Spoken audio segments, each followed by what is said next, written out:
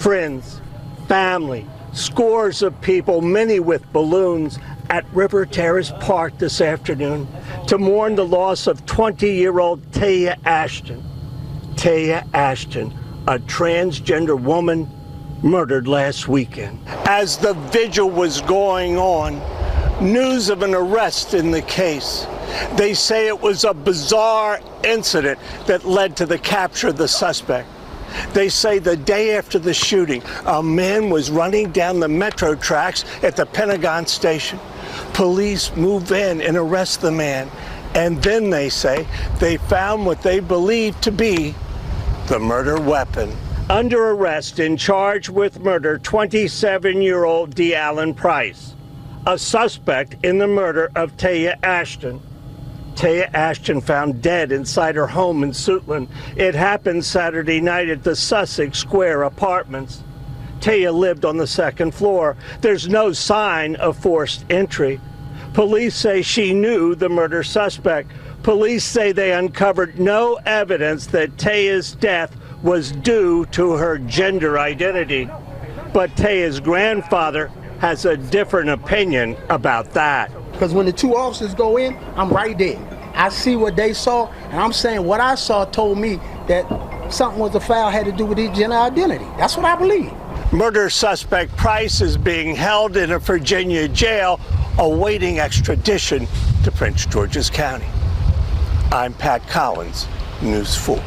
Imagine trusting someone with your body, your heart, and your deepest secrets, only to have them respond with a bullet when they discover who you truly are.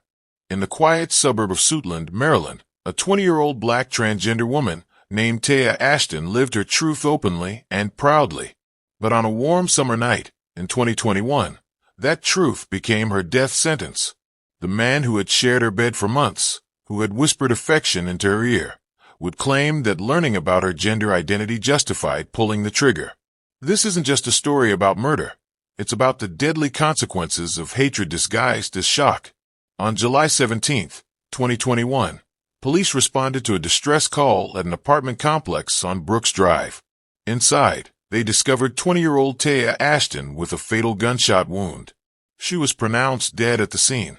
What initially appeared to be another tragic statistic, the 31st known killing of a transgender person that year, soon revealed itself as something far more personal and devastating. The investigation quickly focused on 27-year-old De'Allen Devontae Price, not a stranger, but Taya's boyfriend of several months.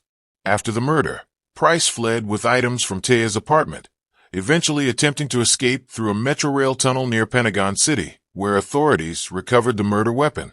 When finally cornered, Price offered an explanation that exposed the fragility of his masculinity and the deadly consequences of transphobia. He killed Taya because he discovered she was transgender, despite their intimate relationship that had spanned months. For months, Taya and De'Allen shared moments that appeared genuine: dinners, conversations, physical intimacy. To outsiders, they seemed like any other couple navigating the complexities of a new relationship. What no one could see was the ticking time bomb of Price's prejudice, waiting to detonate at the revelation of Taya's truth. When that moment came during an argument in Taya's apartment, Price made a choice that would end one life and forever alter his own. Instead of processing his feelings through conversation or simply walking away, he reached for a gun.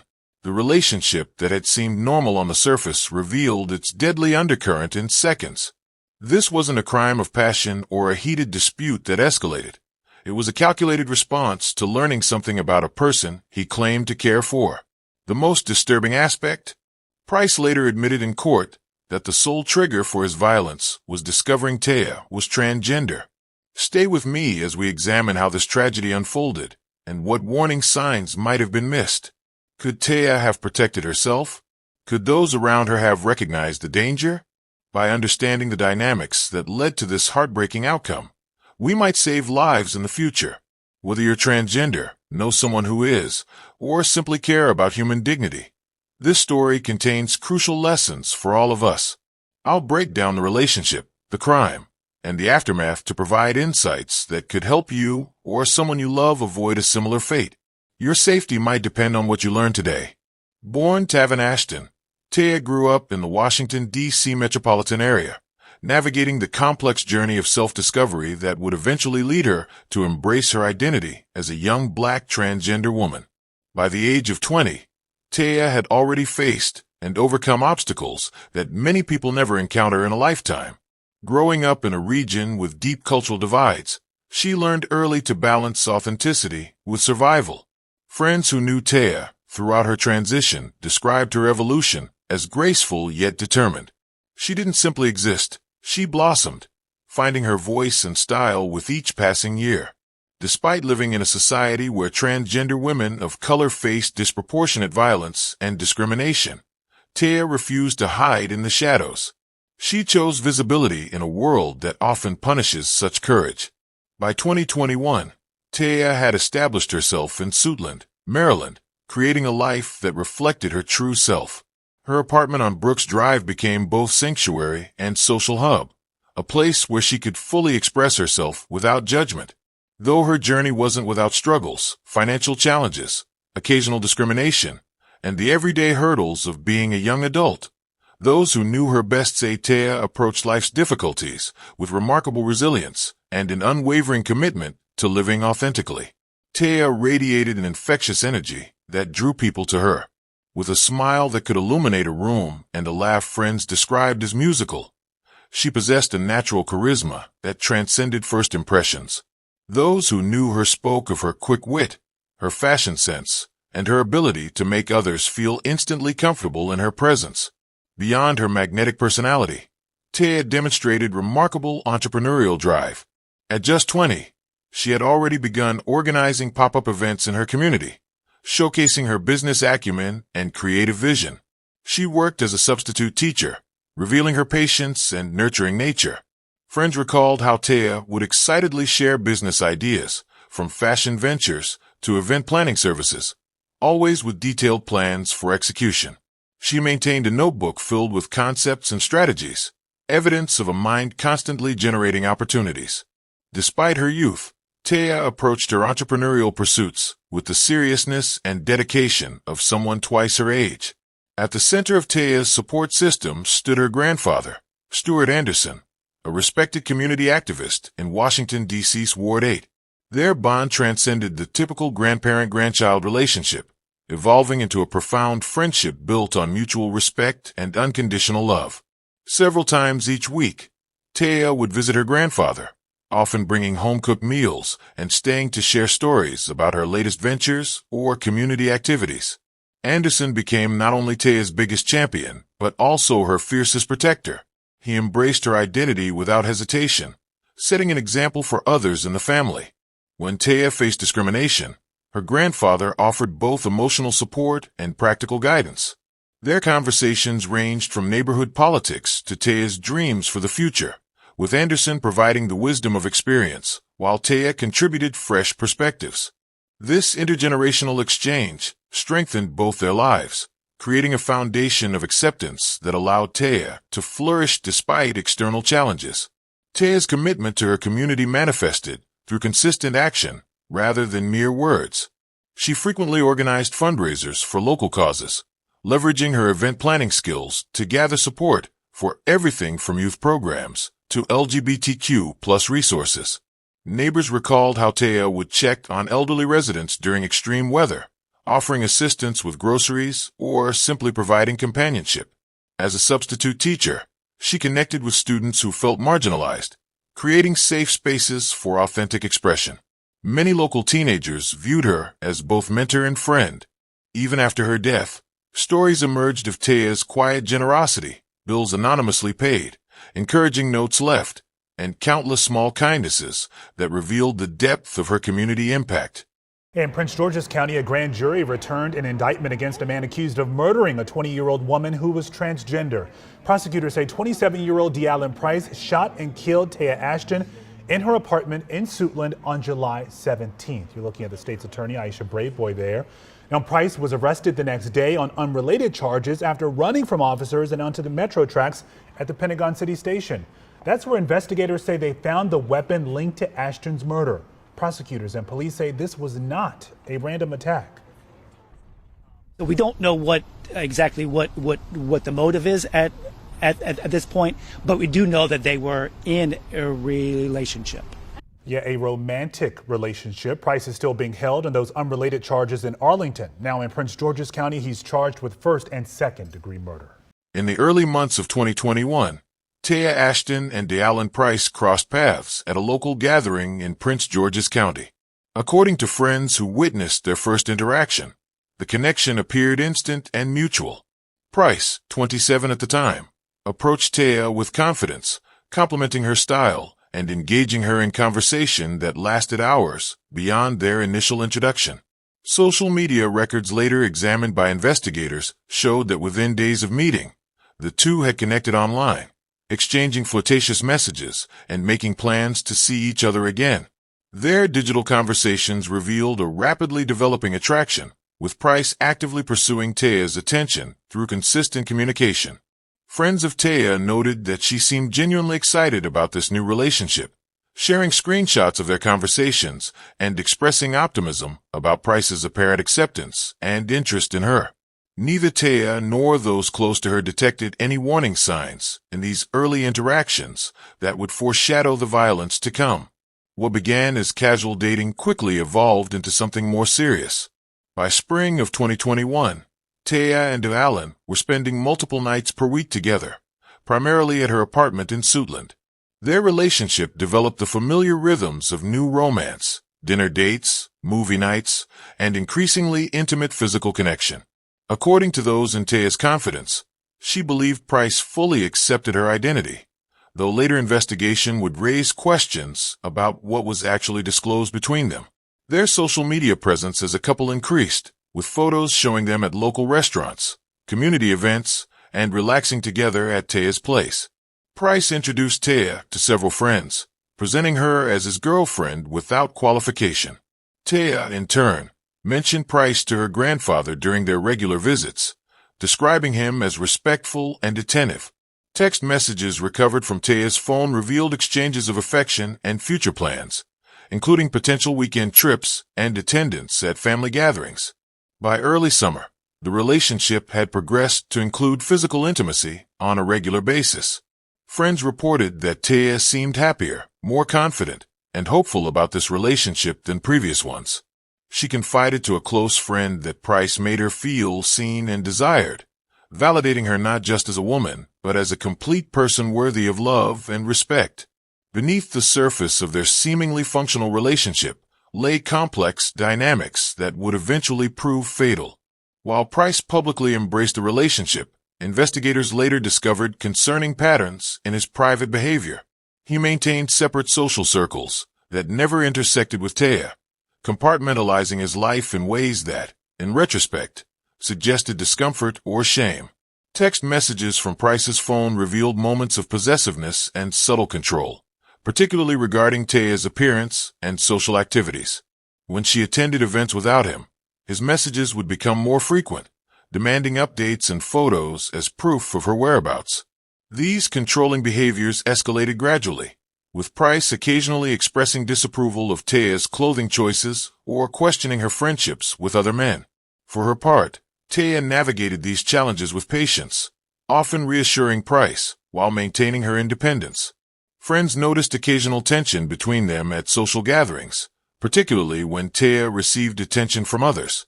One friend recalled overhearing an argument where Price questioned Taya about her past relationships in an accusatory tone. Despite these warning signs, the relationship continued, with periods of conflict followed by reconciliation. The most significant challenge, Price's internal conflict about Taya's gender identity, remained largely invisible until it erupted in violence. Whether he truly didn't know or couldn't accept what he did know became the central question in understanding the tragedy that followed. What would you do if someone you trusted harbored violent prejudices? This isn't just a hypothetical question.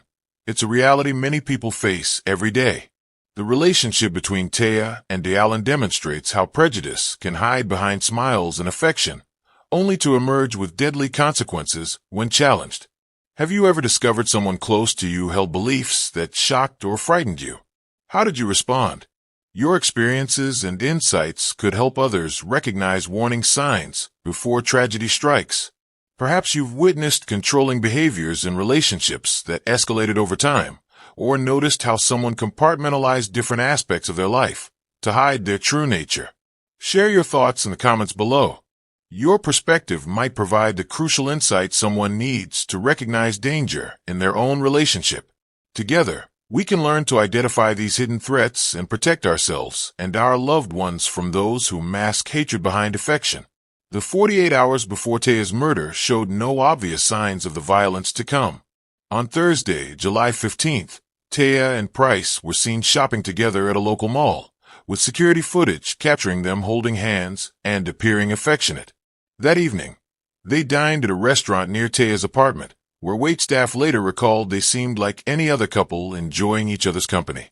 Friday, July 16th, Taya spent the morning with her grandfather, helping him with errands before returning to her apartment to prepare for a small gathering she was hosting that evening. Price arrived around 7, according to text messages, bringing alcohol and joining the small group of friends. Multiple attendees later told investigators that while Price seemed quieter than usual, there was no obvious tension between the couple. The gathering dispersed around midnight, with only Price remaining at Taya's apartment. The next day, Saturday, July 17th, would be the last of Taya's life. According to Price's later court testimony, Saturday began normally.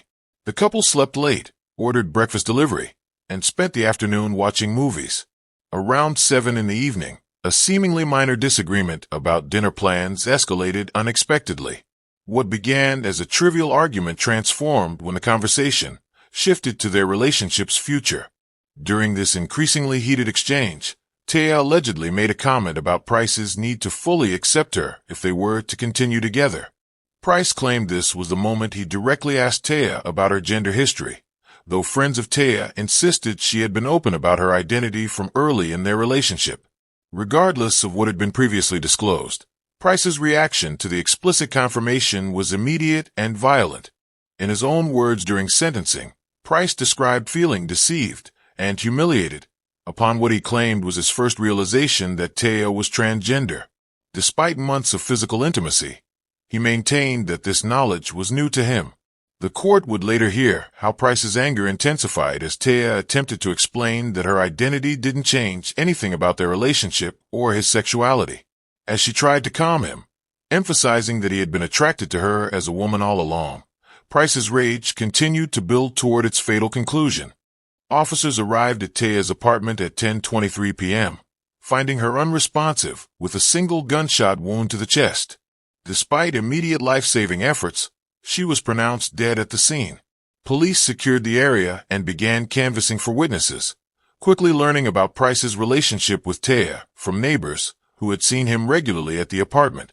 The initial investigation revealed no signs of forced entry, suggesting Taya knew her killer. Officers noted the apartment appeared partially ransacked, with drawers left open and items scattered. A shell casing recovered from the bedroom matched a 9mm handgun. By midnight, detectives had identified Price as their primary person of interest and issued an alert for his apprehension. For nearly 48 hours after the murder, Price evaded capture while authorities tracked his movements through cell phone signals and financial transactions. He abandoned his vehicle in southeast Washington, D.C., then used rideshare services to travel between locations, staying briefly with acquaintances who later claimed ignorance of his actions. By Monday morning, July 19th, police had narrowed their search to the Arlington, Virginia area. Around 2 p.m. that day, Metro Transit Police spotted Price near the Pentagon City Station. When officers approached, Price bolted, running directly into the Metrorail tunnel in a desperate attempt to escape. The reckless flight forced authorities to shut down service on the blue and yellow lines, disrupting thousands of commuters. For nearly an hour, Price navigated the dark tunnel system, ignoring commands to surrender. Transit workers described the unprecedented manhunt as dangerous for everyone involved, with Price risking electrocution from the third rail while officers pursued him through hazardous conditions. After Price's capture in the Metro tunnel, investigators recovered crucial evidence linking him directly to Taya's murder. The 9mm handgun he discarded during the pursuit was retrieved and later confirmed through ballistics testing to be the weapon that fired the fatal shot. The gun bore only Price's fingerprints, contradicting his initial claim that Taya had threatened him with the weapon. In Price's possession, officers found a backpack containing items taken from Taya's apartment, her wallet with identification cards, approximately $800 in cash, several pieces of jewelry, and her cell phone. Forensic analysis of the phone revealed that Price had attempted to delete text messages between them, but failed to remove them completely. These recovered messages documented their relationship timeline and contradicted several of Price's statements about the nature of their connection. Additionally, surveillance footage from Taya's apartment building clearly showed Price entering with an empty backpack, but leaving with a full one shortly after the estimated time of the shooting. Following his capture, Price was initially held in Arlington on charges related to the Metro Tunnel incident. Within 24 hours, he was extradited to Prince George's County, Maryland, where he faced multiple serious charges: first-degree murder, second-degree murder, assault with a deadly weapon, theft, and firearms offenses. At his initial court appearance on July 21st, Price appeared via video link, showing no visible emotion as the charges were read. The judge denied bail, citing the violent nature of the crime and Price's demonstrated flight risk. The prosecution outlined their case, emphasizing the premeditated aspects of the murder and the theft that followed. If convicted on all counts, Price faced the possibility of life imprisonment without parole. News of Taya's murder and Price's arrest sparked immediate responses from LGBTQ+ advocacy organizations. The Human Rights Campaign highlighted that Taya was the 31st transgender person killed in 2021, part of what they termed an epidemic of violence against transgender women of color. Local groups organized vigils outside the Prince George's County Courthouse, with hundreds attending to honor Taya's memory. The National Black Justice Coalition issued a statement calling for the case to be investigated as a hate crime.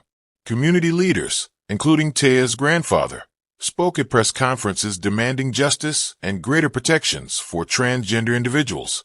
These collective voices ensured that Taya's death would not be overlooked or minimized, but rather recognized as part of a disturbing pattern requiring urgent societal attention. The legal process stretched over 2.5 years, with multiple delays requested by Price's defense team. Initially, Price maintained his innocence, claiming self-defense and suggesting Taya had threatened him with the gun. This narrative collapsed under scrutiny as forensic evidence and witness testimonies contradicted his account. By November 2023, facing overwhelming evidence, Price's strategy shifted dramatically. In a plea agreement finalized on November 15th, Price admitted guilt to second-degree murder and use of a firearm in commission of a crime of violence. The first-degree murder charge was dropped in exchange for his guilty plea. During the plea hearing, Price spoke in a monotone voice, acknowledging that he shot Taya during an argument in her bedroom. The most revealing moment came during the January 2024 sentencing hearing, when Price made his first public admission about his motive. Reading from a prepared statement, he told the court, "I reacted with anger and violence when I learned during our argument that Taya was not born female. Despite our intimate relationship over several months, I felt deceived and responded by shooting her."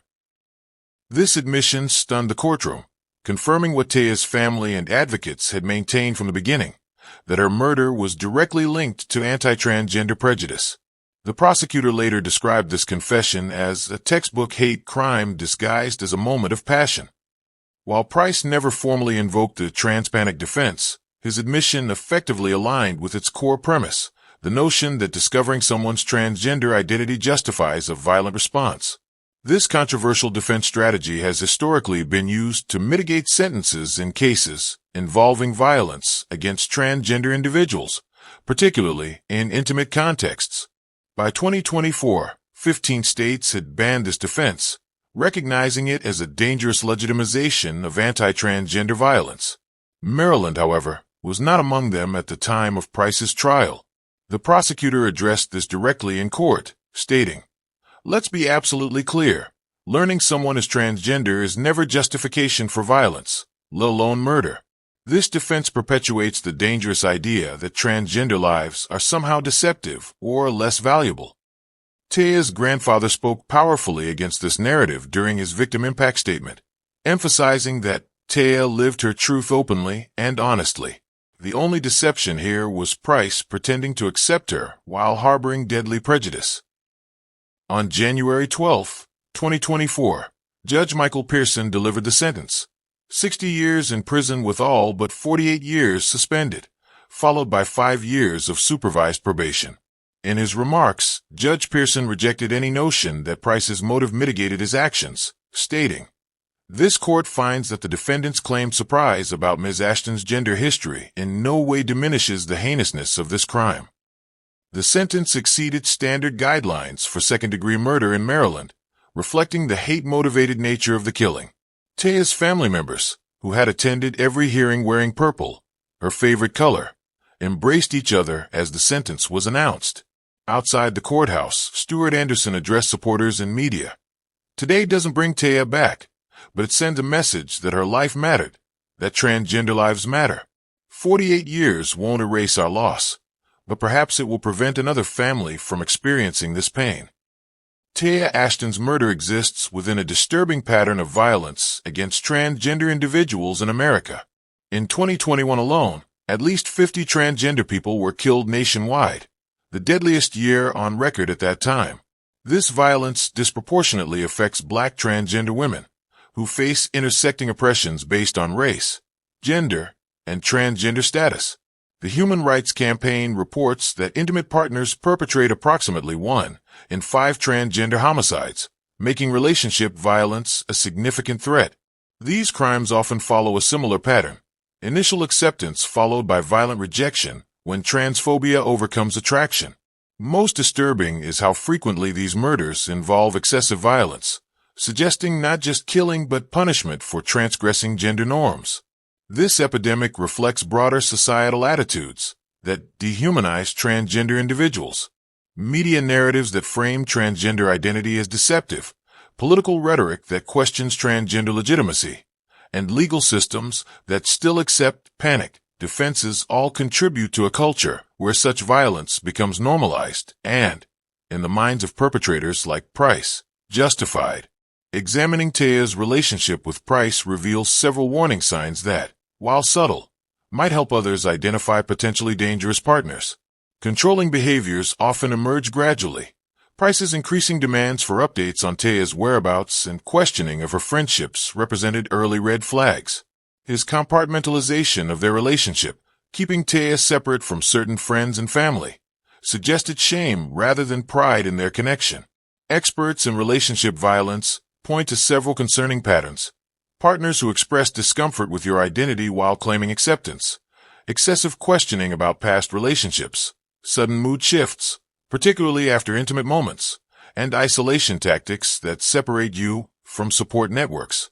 Additionally, possessiveness disguised as protection and monitoring behaviors masked as interest can indicate potential for control and violence.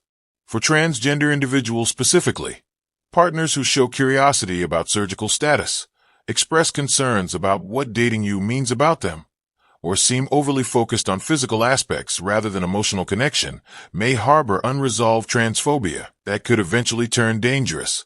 For transgender individuals facing relationship concerns or seeking support, several specialized resources exist nationwide. The Trans Lifeline, 87756588860, offers peer support specifically for transgender people, operated entirely by transgender staff. The National Center for Transgender Equality provides comprehensive legal resources and safety planning guides tailored to transgender experiences. Forge, focused on transgender survivors of violence, offers safety planning tools that address the unique vulnerabilities transgender people face. Their resources include relationship assessment guides that help identify concerning behaviors before they escalate to violence. Local LGBTQ+ centers frequently host support groups and can connect individuals with transgender-affirming therapists, legal advisors, and emergency housing options. Organizations like the Transgender Law Center offer guidance on legal name changes, identity document updates, and restraining orders when necessary. For allies, PFLAG provides education on supporting transgender loved ones, while GLAAD offers media literacy resources to counter harmful narratives. These organizations emphasize that support must be consistent, informed, and respectful of transgender individuals' autonomy and expertise regarding their own lives. Practical safety measures for transgender individuals include developing trusted support networks that regularly check in, particularly when beginning new relationships. Creating code words with friends that signal distress without alerting a potentially dangerous partner can provide crucial emergency communication.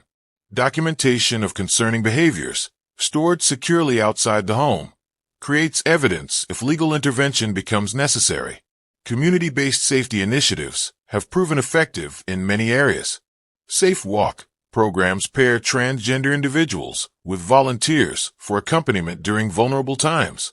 Some communities have established emergency housing networks specifically for transgender people facing relationship violence, addressing the heightened risks they face in traditional shelters. Law enforcement training programs focused on transgender experiences have improved response in some jurisdictions, though much work remains. The most effective prevention comes through community vigilance, friends watching for isolation tactics, family members maintaining consistent contact, and neighbors being attentive to concerning situations. As Stuart Anderson often emphasizes in his advocacy work since Taya's death, community awareness and action save lives. We must look out for each other. Though her life was cut tragically short at just 20 years old, Taya Ashton's impact continues to grow. In 2022, her grandfather established the Taya Ashton Foundation, which provides emergency housing assistance to transgender individuals facing unsafe living situations. The foundation has already helped more than 30 people escape potentially violent circumstances. Maryland legislators cited Taya's case when successfully passing the Inclusive Language Act in 2023, which removed gendered language from state legal codes. Perhaps most powerfully, Taya's story has become a catalyst for community education. Local schools now include her case in anti-bullying curricula, teaching students about the deadly consequences of transphobia.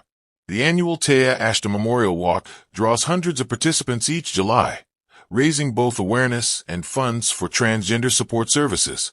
Through these ongoing efforts, Taya's vibrant spirit and commitment to authentic living continue to inspire change, transforming a senseless tragedy into a movement for greater understanding, acceptance, and protection of transgender lives.